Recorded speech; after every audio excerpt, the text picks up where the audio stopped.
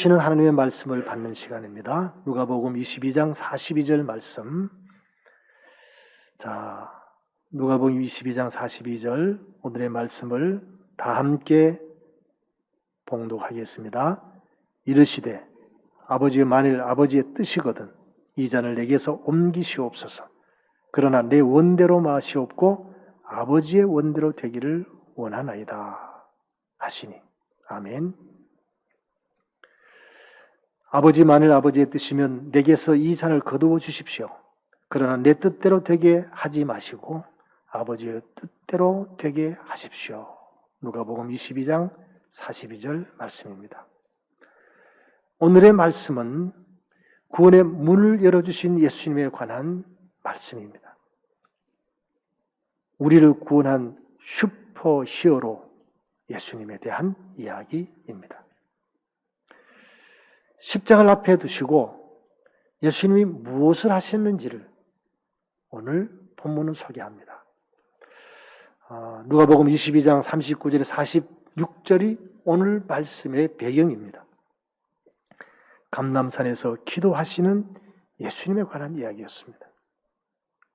감람산, 감람나무가 울창한 산이었습니다. 감람나무, 올리브 나무를 얘기하죠. 근데 예수님께서 그곳에 기도하시는데 이렇게 말씀을 하고 있습니다.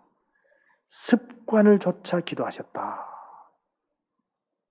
자, 성경을 보겠습니다. 예수께서 나가서 늘 하시던 대로 올리브 산으로 가시니. 늘 하시던 대로. 이것을 개역 성경에서는 습관을 좇아 그렇게 표현합니다. 이게 매우 중요합니다. 우리가 어떤 습관을 가지고 있느냐. 이것이 우리의 삶을 좌우합니다. 제자들도 그를 따라갔다. 그곳에 이르러서 예수께서 제자들에게 말씀하시기를 시험에 빠지지 않도록 기도하여라 하셨다. 그런 다음에 그들과 헤어져 돌을 던져 닿을 만한 거리에 가서 무릎을 꿇고 기도하셨다. 조금 더 자세히 말씀을 드리면 제자들과 함께 기도하러 가셨습니다. 거기에는 11명의 제자가 동행합니다. 가룟 유다는 예수님을 배반하고 떠났습니다. 그리고 그 11명의 제자 가운데 너희는 여기서 기도해라 하고 3명을 따로 불러서 조금 더 올라가서 너희는 여기서 기도해라. 그 3명이 베드로, 야고보, 요한이었죠. 그리고 예수님 좀 더 올라가셔서 지금 이 사진처럼 기도하시는 겁니다. 그런데 그들의 거리가 그렇게 멀지 않았다. 돌을 던져 닿을 만한 거리였다. 그렇게 멀지 않은 곳에서 11명 가운데 3명을 뺐으니까 8명, 3명 예수님. 예수님까지 합해서 12명이 기도하시는 겁니다. 십자가를 앞에 두고 기도하시는 예수님의 모습입니다. 그 예수님이 기도하셨던 그 동산에 지금도 이런 감람나무가 울창한 숲이 있습니다. 여기에 방문하면 이 감람나무 숲도 있고 기념교회도 있고 그렇습니다. 안내하시는 분들이 그래요. 이 나무는 예수님이 기도하실 때에 함께 했던 나무입니다. 그래요. 그러면 2000년이 넘었어요? 네, 그건 아니고요.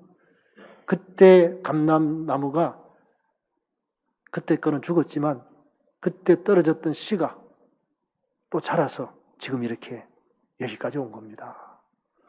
이 나무도 벌써 수백 년이 된 것처럼 보이죠? 제일 오래된 것은 약 1000년 가까이 되는 나무도 있다 그래요. 그런데 뭐 정확하게는 모르겠습니다만은 적어도 몇백 년은 되어 보이는 나무입니다. 그런데 우리가 감람나무를 얘기할 때 기억해야 될 것이 있습니다. 감람나무는 버릴 것이 전혀 없습니다. 열매를 사용하지요. 지금 우리나라에서도 이 올리브 하여튼 식탁에 많이 올라오잖아요. 기름, 이파리, 나무는 조각품으로, 심지어는 뿌리까지도 조각품으로 사용되어집니다. 지난번에 성경 퀴즈쇼 참가하신 분들에게는 제가 이 감람나무로 만든 십자가를 전부 가정 인원수대로 하나씩 다 선물을 했습니다. 3월 28일에 성경 퀴즈쇼 참여하는 가정도 그렇게 하려고 합니다. 제가 선교사님이 오시면서 주신 게 있어서 그걸 그렇게 하려고 합니다. 시편 128편 3절에 보면 내 집 안방에 있는 내 안에는 결실한 포도나무 같으며 내 식탁에 둘러앉은 자식들은 어린 감람나무 같으리로다. 그런 표현이 있어요. 어린 감람나무 같으리로다. 지금은 어리지만 나중에 자라면 하나도 버릴 것이 없이 쓰임받을 수 있는 자녀들. 그런 뜻입니다. 우리의 자녀들을 믿음으로 제대로 키우기만 하면 하나도 버릴 것이 없이 쓰임받을 수 있는 존재들이다. 하나님께서 그런 자녀를 우리 가정에 맡기셨다라는 뜻입니다. 우리는 이것을 잘 기억해야 합니다. 자, 십자가를 앞에 두고 예수님께서 어떤 일을 하셨는지를 좀 구체적으로 살펴보겠습니다.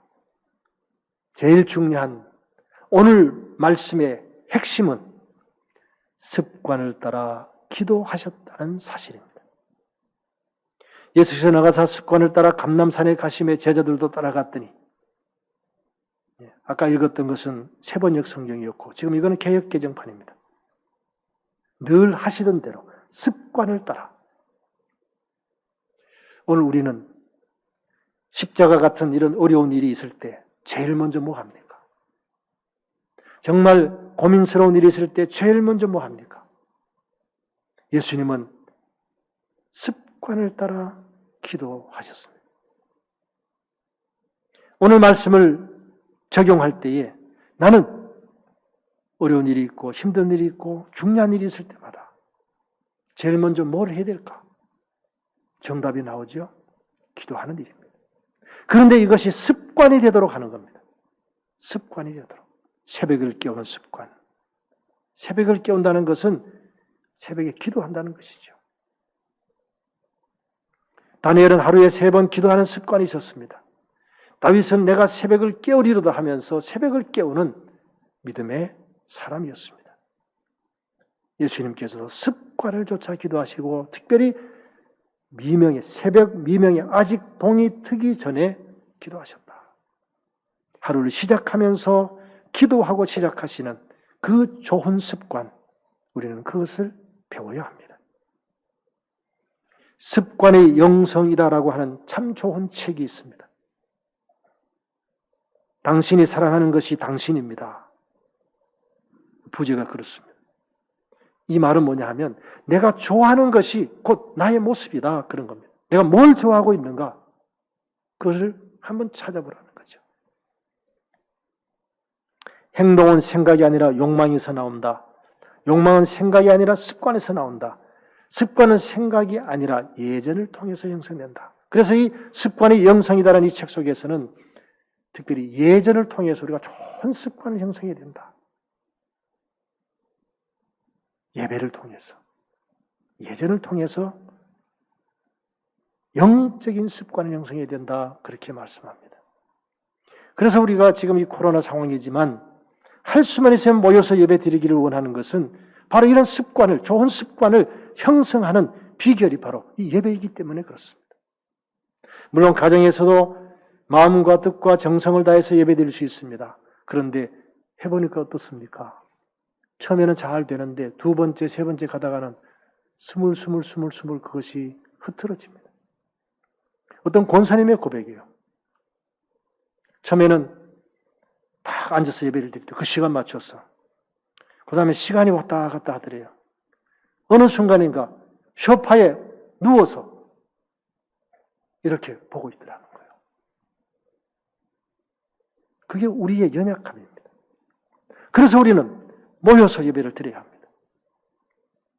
그리고 흩어져서도 예배를 드려야 합니다. 모여서만 잘 드리면 되느냐? 그것도 아니죠. 모여서 드리는 예배는 흩어져서 잘하기 위해서 모여서 예배 드리는 거죠. 우리는 예배를 통해서, 예전을 통해서 좋은 습관을 형성합니다. 예수님의 경우처럼 또 많은 믿음의 사람들처럼 습관적인 기도가 시험을 이길 수 있다고 우리에게 증언하고 있습니다. 땀과 눈물과 피를 흘리는 기도가 구원의 문을 열었습니다. 환난 날에 나를 부르라. 내가 너를 건지리니 내가 나를 영화롭게 하리로다. 너희 중에 고난 당하는 자가 있느냐? 그는 기도할 것이요.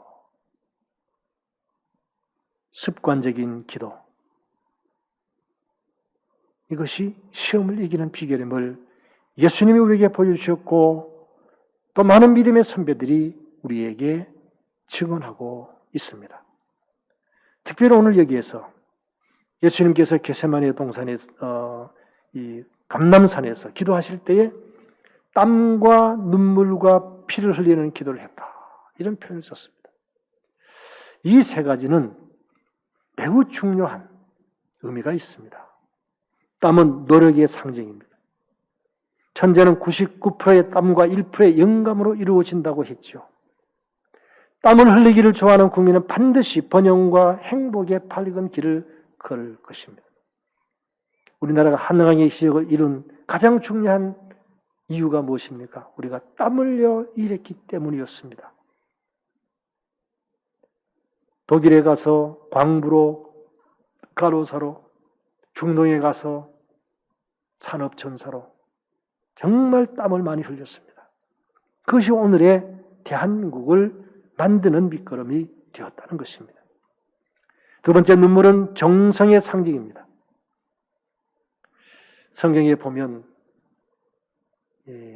잔치집에 가지 말고 초상집에 가라. 초상집에 가는 것이 지혜로운 삶이다. 그렇게 말씀합니다. 그렇습니다. 슬픔을 함께 나누는 것 매우 중요합니다. 오늘 오후 5시에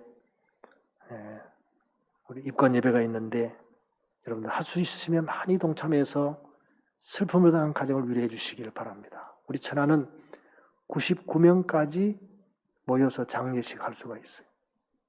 그러니까 아이고 내가 가면 인원수가 많아지지 않겠나 걱정 안 하셔도 됩니다. 99명 작은 숫자가 아닙니다.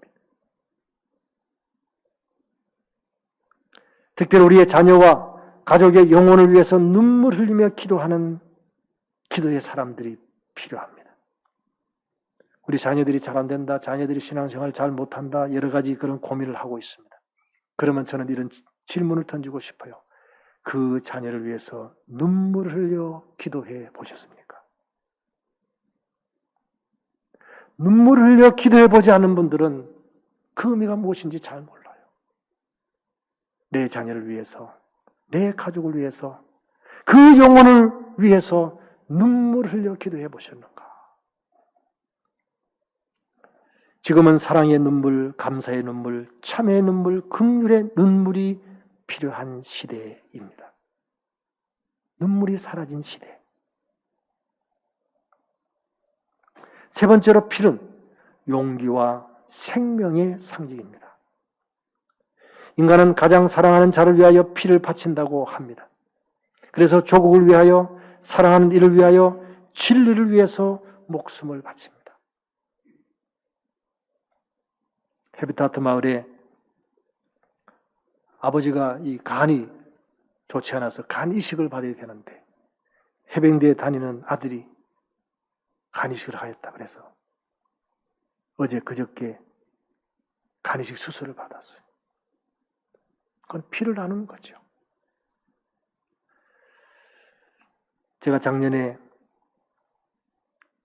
천안시 기독교연합회 신년 기념대회를 준비하면서 500명 헌혈운동 합시다. 그렇게 시작이 됐어요. 회의를 여러 번 하고 어떻게 하면 500명을 달성할까? 각 교회별로 배당을 합시다. 그래서 제가 그랬어요. 배당하는 것도 좋은데 우리 준비위원들이 먼저 팔 걷어붙이고 헌혈합시다. 그래서 제가 회의 마치고 다 끌고 갔어요. 8명이 갔는데 5명은 불합격하고 3명이 합격해서 헌혈하고 왔어요. 그리고 헌혈함을 했더니 지금 일주일에 한 번씩 문자가 와요. 할 때가 되었으니까 헌혈하면 뭐 선물을 줍니다. 뭐 합니다. 그래서 제가 조금 지나고 또 한 번 가려고 합니다. 저도 이 70이 넘으면 하고 싶어도 못 하잖아요. 그러니까 70 되기 전에 열심히 할 수 있을 때 열심히 해야 되겠다. 그런 생각을 합니다. 피 흘림이 없이는 사함이 없습니다. 예수 그리스도는 우리를 위하여 피 흘려 자신의 생명을 주심으로 우리에게 구원의 은총을 허락해 주셨습니다. 세상을 이기는 힘이 무엇일까를 생각해 봅니다. 지금 우리 시대에 특별히 대한민국에서는요, 돈이라고 사람들이 대답합니다. 우리 시대의 최고의 덕담 가운데 하나가 부자 되세요라는 단어죠. 부자 되세요. 제가 이 부자 되세요가 어떤 의미가 있을까? 과연 우리 그리스도인들이 이 부자 되세요라는 말을 그냥 무턱대고 쓰는 게 합당할까? 제가 한번 목회 서신을 통해서 글을 보낸 적이 있습니다. 뭐니 해도 머니가 최고야. 그렇게 얘기를 하죠. 과연 그럴까요? 토마스 스탠리 교수라는 유명한 분이 있습니다. 부의 세습을 연구한 전문가입니다. 그분이 쓴 이웃집 백만장자, 우리말로 번역된 책의 제목입니다. 사실은 부의 세습을 연구한 그런 책인데 거기에 이런 얘기를 합니다. 요약하면 이렇습니다. 부자들의 그 특징을, 백만장자들의 특징을 소개하는데, 소비는 적게 나머지는 모두 투자하는 생활 습관을 가졌다. 시간과 돈과 에너지를 효율적으로 배분하는 능력을 가졌다. 사회적 지위보다 경제적 독립을 중요시했다. 부모의 도움 없이 부를 축적하고 이를 자녀 교육에도 적용했다. 가족들에게 경제적 자립을 유도했다. 새로운 시장 기회에 대한 적극적인 공략을 했다. 자영업이나 전문직에 종사하였다. 그래서 이 토머스 스탠리 교수는 이렇게 얘기합니다. 부자들은 부모로부터 유산 대신에 좋은 습관을 물려받았다. 그것이 부자가 되는 밑거름이 되었다는 거예요. 돈보다 더 중요한 것이 좋은 습관입니다. 좋은 습관이 진짜 힘이 된다는 거예요. 그것이 부자도 만들 수 있고 많은 사람들로부터 신뢰를 받을 수 있는 밑거름이 될 수 있다는 것입니다.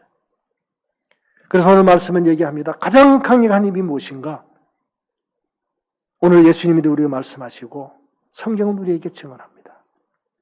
마가복음 9장에 보면 귀신 들린 아이를 고치시는 예수님의 이야기가 나옵니다. 그때 제자들이 그래요. 아니 어떻게 우리는 안 되는데 어떻게 주님은 그게 가능합니까? 그때 예수님이 이런 말씀하셨어요. 기도 외에 다른 것으로는 이런 종류가 나갈 수 없느니라. 귀신을 내쫓는 것, 영적인 싸움에서 승리하는 비결은 기도한 것밖에 없다. 그런 것입니다. 하나님 말씀과 기도로 거룩하여집니다. 거룩이 능력이라는 말을 우리는 잘 들었습니다. 알고 있습니다. 거룩의 비결이 뭡니까? 말씀과 기도로 거룩해진다. 하나님의 말씀을 듣고 그것을 나에게 주신 말씀으로 받고 실천 가능한 구체적인 적용을 통하여 그 말씀을 붙잡고 살려고 몸부림치며 기도할 때에 우리의 삶이 거룩한 삶으로 회복되어진다는 것입니다. 그러므로 그리스도인은 어떤 습관보다도 기도하는 습관을 가져야 합니다. 기도의 습관을 가지면 세상을 이기는 힘과 능력을 그리고 거룩함을 소유하게 됩니다. 오늘 말씀의 결론입니다. 경건에 이르기를 연습하자는 것입니다. 경건은 거룩하신 하나님의 임재 앞에 서 있다는 의식을 갖는 것을 말합니다. 코람 데오 신앙입니다. 경건은 어떤 이상이나 이념이나 개념이 아니라 생활 태도라고 설명을 합니다. 그렇습니다. 구체적으로 성경에서 말씀하고 있는 경건의 이루기를 연습하는 대표적인 4가지를 소개합니다. 이 4가지를 어떻게 이 한 주간 동안 잘 나에게 적용하고 실천할 것인가. 이제 다음 주일에 또 이것 가지고 제가 복습할 겁니다. 한번 메모하시고 어떻게 내가 이것을 적용할까, 나에게 적용할까를 고민하시면서 그대로 한번 한 주간을 살아보시기를 바랍니다. 첫째는 영과 진리로 예배하는 일입니다. 예배하는 일에 최선을 다해야 합니다. 주일 예배, 수요 예배, 새벽 예배, 또 토요일 저녁마다 가정 예배,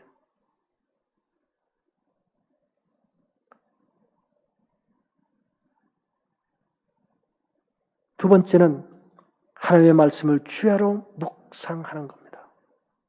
여호와의 율법을 주야로 묵상하는 자,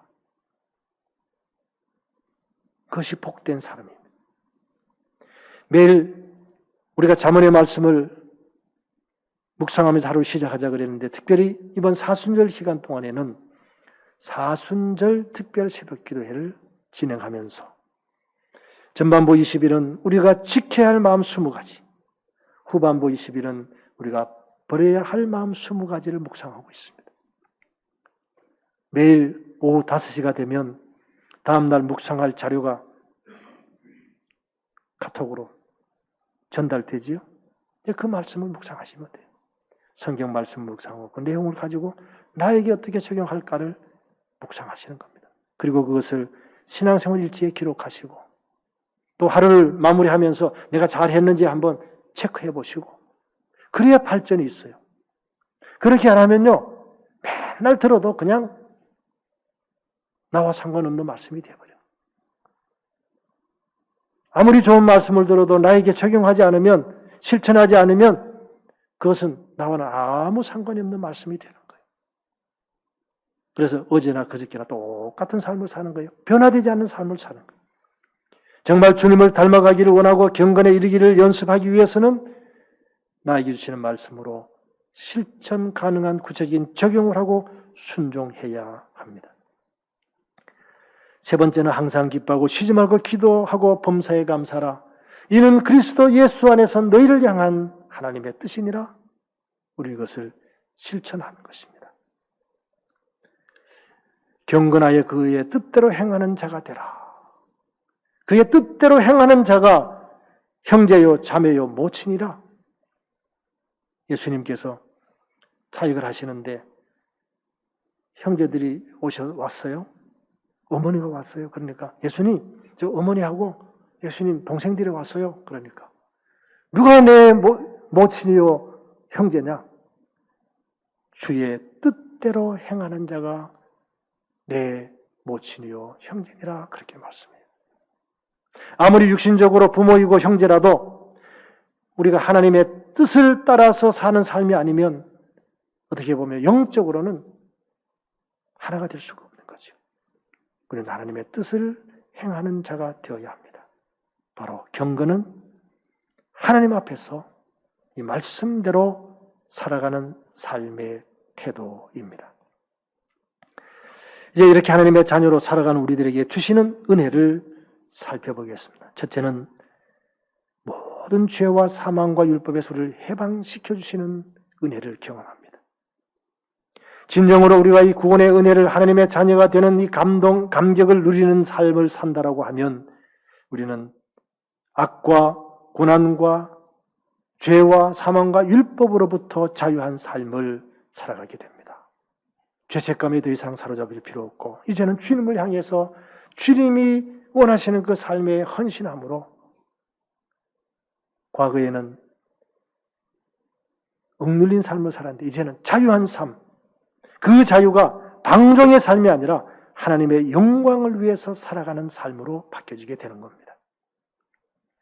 우리를 죄로부터 건져주신 은혜에 감사하는 삶을 살 수가 있습니다. 나를 날마다 새롭게 변화시켜 가시는 하나님의 그 섭리와 은혜에 감사하는 삶을 살아가는 겁니다. 어제가 다르고 오늘이 다르고 내일이 달라지는 것을 경험하면서 살아가는 이 성화의 기쁨을 누리게 되는 것입니다. 궁극적으로 천국의 기쁨과 감격을 이 땅에서부터 누리는 것입니다. 영생의 삶을 사는 것입니다. 우리가 하나님의 자녀가 된다는 것은 신학적으로 양자됩니다. 이렇게 표현합니다. 우리는 양자라고 하는 단어에 대해서 상당히 부정적인 의미가 많이 담겨 있습니다. 양자했다가 파양도 하고 지난번에 그런 것 때문에 논란이 좀 있었잖아요. 내 딸이 있는데 딸에게 동생을 만들어주고 싶어서 입양했다. 그런데 입양한 아이를 학대해가지고 죽게 만들었다. 그런 의미에서 이 참 부정적인 의미가 있는데요. 이 성경이 기록된 그 배경, 로마 시대 때는요, 양자는 친자하고 똑같은 권리와 혜택이 있었어요. 로마 황제들 가운데도 양자에게 황제를 물려준 사람도 있어요. 그래서 우리의 개념과는 다릅니다. 양자가 된다는 것은 친자와 전혀 차이가 없는 똑같은 혜택을, 권리를 부여하는 거예요. 그리스도의 대속으로 죄사함과 의롭다함과 양자됨의 은혜에 참여한 우리들. 그러므로 우리는 하나님을 아버지라 부릅니다. 영원한 구원의 상속자들입니다. 여러분, 상속자들이라는 이 말은 내가 이것을 받았을 뿐만 아니라 이것을 내 자녀들에게 물려줘야 된다. 그런 의미가 있죠. 나에게서 끝나면 안 돼요.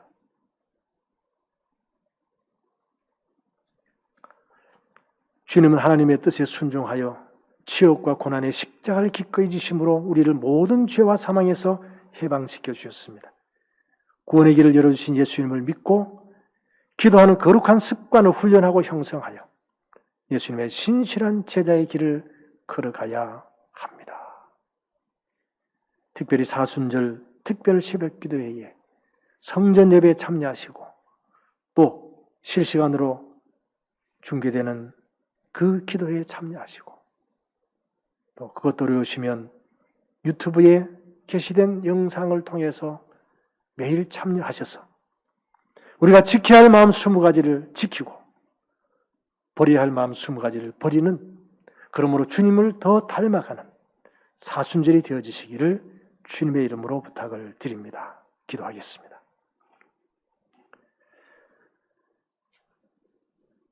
예수님은 하나님의 뜻에 순종하셔서 치욕과 고난의 십자가를 기꺼이 지심으로 우리를 모든 죄와 사망에서 해방시켜 주셨습니다. 이제 우리는 구원의 길을 열어주신 예수님을 나의 주님으로 믿고 주님의 삶을 배워 따라가는, 주님의 습관적으로 기도하셨던 그 거룩한 기도하는 습관을 나에게 훈련하고 형성하여서 예수님의 신실한 제자의 길을 걸어가도록 주여 인도하여 주옵소서. 이 한 주간 경건에 이르기를 위하여 몸부림치며 예배에 최선을 다하고 기도하는 일에 최선을 다하고